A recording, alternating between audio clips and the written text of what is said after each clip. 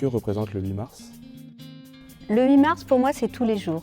Je pense dans toutes mes actions aux droits des femmes, à leur place dans la société et dans notre organisation.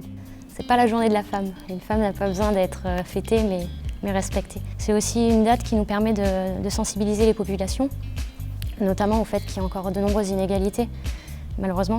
Ça permet de mettre en lumière aussi les femmes et les hommes qui se battent pour l'égalité, et ça permet à travers des expositions ou même des spectacles, même si c'est compliqué en ce moment, de sensibiliser surtout les jeunes générations au fait qu'une société plus émancipée et plus égale est possible et qu'il faut vraiment continuer à se battre.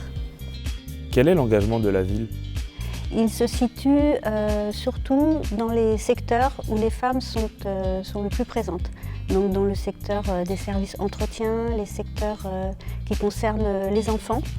Et là, nous sommes attentifs aux conditions de travail et à l'égalité pour les salaires également.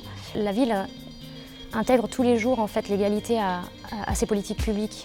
La ville s'engage à ce qu'il y ait une véritable égalité professionnelle entre les femmes et les hommes. On va aussi travailler la mixité des métiers. En fait, on travaille des communications que moi j'appelle non discriminantes, ce qu'on appelle aussi la communication non genrée ou l'écriture inclusive par exemple, ou plus vulgairement féminisée. Pourquoi l'égalité professionnelle? L'égalité professionnelle, ça découle de l'égalité entre les hommes et les femmes, ça paraît absolument évident. Et je crois que dans la fonction publique, on est assez bien placé parce que les salaires sont soumis à des grilles et donc les différences sont certainement moins importantes que dans le privé. Alors on a fait le choix de cette thématique parce qu'en fait, pendant la crise du Covid, on s'est rendu compte que les femmes étaient les premières victimes de la crise. Elles ont été en première ligne. Elles font partie des métiers qu'on appelle du care. Ce sont elles qui sont majoritairement dans les métiers donc, du soin, de l'éducation, de l'aide à la personne. Tous des métiers qui sont extrêmement féminisés et qui sont très peu valorisés socialement et d'un point de vue salarial. Et pour nous, il nous a paru essentiel en fait, de mener cette année la bataille sur l'égalité professionnelle du fait du contexte sanitaire. Aujourd'hui, c'est quoi être une femme?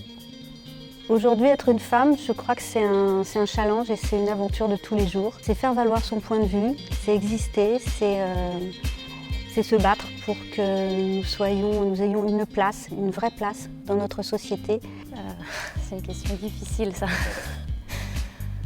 Être une femme aujourd'hui, c'est subir encore de nombreuses inégalités, c'est subir de la violence encore tous les jours, c'est être dominé en fait, même dans des endroits qui sont, on pense, bienveillants. Il faut qu'on continue à se battre, mais il faut surtout qu'on fasse attention à ne pas perdre l'ensemble des acquis qu'on a gagnés. Et être élu en 2021? Un homme qui prend la parole, qui est affirmé, qui est sûr de lui, c'est quelqu'un qui est bon en politique. Une femme qui prend la parole, qui essaye d'être un petit peu sûre d'elle, même si c'est toujours compliqué, ce sera quelqu'un qui sera vu comme probablement autoritaire, ou si elle y met un peu de passion, elle sera hystérique. Et c'est vrai qu'on n'attend pas du tout la même chose en fait, d'un homme et d'une femme. Donc c'est un combat double, c'est dur d'être élu. Et c'est dur d'être une femme élue, en fait. Être une femme élue, c'est passionnant, mais être élue et être une femme mère, c'est aussi très violent.